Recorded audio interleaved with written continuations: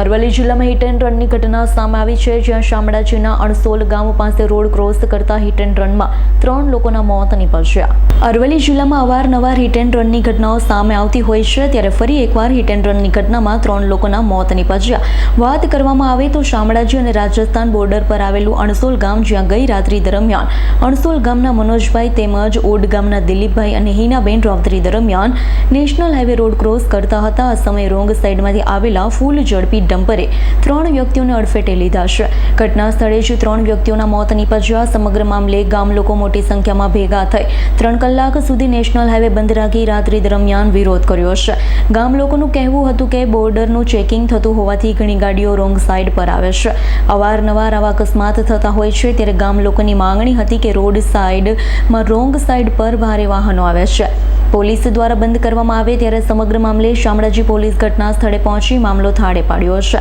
મૃતકનું PM અર્થે ખસેડી ફરાર ડમ્પર ચાલક વિરુદ્ધ ગુનો નોંધી તપાસ હાથ ધરી। મારું નામ પારકી શારદાબેન નરસિંહભાઈ છે। હું અહીંની વતની છું। મારા બેન અને બનેવી અને મારો ભાઈ 3 જણ અહીંયા મહેમાન તરીકે આવેલા હતા। એ બીમાર હતા અને એમની સારવાર કરવા માટે દવાખાને જતા હતા। એ રોડ ક્રોસ કરતા એમનું અચાનક રોંગ સાઈડથી ગાડી આવી અને એમને પાડી અને જતી રહી ગાડી। અને બધે પોલીસ ચોકીઓ મૂકેલી છે, છતાંય અહીંયા કાર્યવાહી થતી નથી। એટલે આ ગાડી રોંગ સાઈડમાં આવી અને 3 જણના મોતને ઘાટ ઉતારી અને જતી રહી છે। અને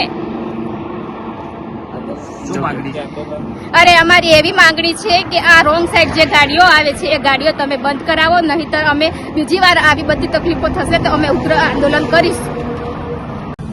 કાલે રાત્રે 9 વાગે 9:30 વાગના ટાઈમ ગાળામાં 3 જણાના મોત નીપજ્યા। એક મારો ભાઈ થાય, એક મારી બનવી થાય અને એક સિસ્ટર થાય।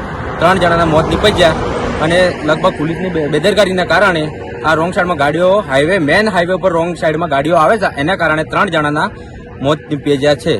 શું માગણી છે અમારે રોંગ સાઈડમાં જે ભારી વાહન આવે છે ને એની બંધ કરાવવાની માંગણી છે। જેમ ભારી વાહનો જે મોટી ગાડીઓ આવે છે આના કારણે આ રોંગમાં ગાડીઓ જાય છે, ત્યાં ટ્રાફિક જામ થાય છે ચોકી ઉપર, એટલા માટે આ રોંગ ગાડીઓ આવે છે, ત્યાં કોઈ રોકવાવાળું છે નહીં, એટલા માટે। જયદીપ ભાટિયાનો રિપોર્ટ, આજ9 ન્યૂઝ, અરવલ્લી।